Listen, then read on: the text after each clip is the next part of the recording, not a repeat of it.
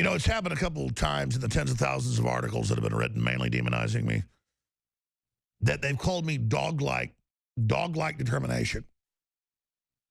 And in my life, the dogs I've known are better than most of the people. Their spirit is so real, and it's so determined, and it's so honest. And that's why they're our best friends. And I just think about that dog-like determination. And I am proud, and I'm not bragging, just so listeners know that I always got brought up here in Texas and got sick hearing about Texas lore. But I do love the fact that in the White House, they don't call me Alex Jones when they talk about what we're doing or when they give us a call. They say, what is the Texan doing? The president says, what is the Texan up to? And so I am just so honored that they see me as the archetype of a Texan. And that's what it's all about. But anyways, Leanne, looking at all this, and it's not about me. It's about the victory we've had by just standing up for what's right and the dog-like determination, the bulldog-like determination in their face. Other points you've got. Well, I don't think it's a coincidence that the EU Nazi-connected dude wanted to take Austin out. He name-dropped Austin, which is, of course, the Central Texas Command. I noticed. What did he say about Austin? Yeah, I forgot. That he was, like, threatening Donald Trump because he, you know, supported Brexit. Well, we're going to come in there and break up the United States. We're going to take out Austin and Ohio. Like, what's... Totally random. That's all you know about our country. But then again, it is the Central Texas Command Center. No, but it's because Austin is a UN model city. It's totally controlled. They admit that. It's the model of enslavement. Because, like, why not separate? Why not California? They want to exit. They want to break up. You know, it's just, it was weird. I just took it as a little point of, a little badge of honor that Austin got a name drop. But I want to just kind of point out here, we're still hearing all about Russia. That's the top story again and again. CNN has the top players in the Russiagate saga. However, nothing there with John Podesta and his connections. But WikiLeaks just released the latest files today, 676 files, part of Vault 7.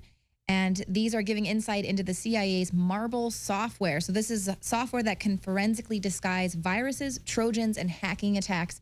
And what it does is it changes the source code so that it makes it appear that it's Chinese, Russian, Korean, Arabic, and Farsi, which is the Iranian language, rather than English written code. So they can blame a cyber attack on whoever they want, which is very dangerous when you think, you know, Hillary Clinton came out as she was campaigning saying how she would go to war over a cyber attack. So they could just false flag set up any country that they want. The perfect provocation, false flag cyber attack Russia, attack anybody. They've said that. Right. I mean, so what constitutes a cyber attack? They're actually now trying to lobby to restrict the term cyber attack because it's just kind of a loosely generalized term.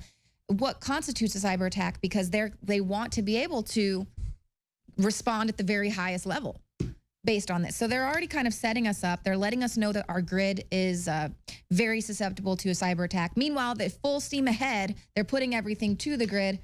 Out of Zero Hedge, this facial recognition software could ensnare millions of innocent Americans for crimes they didn't commit. So we know that police departments, they're starting to move forward with this type of precognition, facial recognition software. And according to their own research, it's wrong a lot of the time. There's a 1 in 5 chance of recognizing the wrong person, so you could be charged with a crime you didn't commit, and then you're already ensnared in the Meanwhile, with these databases, they already know who all the criminals are. They're just not allowed to move on them. So here's the thing. I used to bash the TSA, and they do a lot of bad stuff.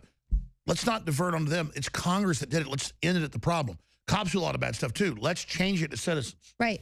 Well, and Judge Napolitano, that was one of the key things that he mentioned when he was brought back on Fox News, says he stands behind his story. The sources stand behind it. Trump was surveilled.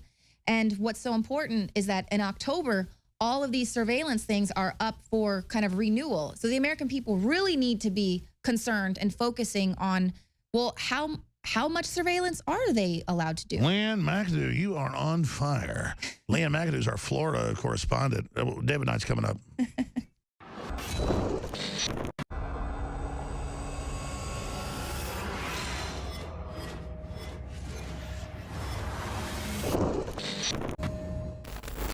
Look, I'm not going to sit here and say, see, I told you so, that communist Chinese-style net censorship was coming to the web, because it's already here.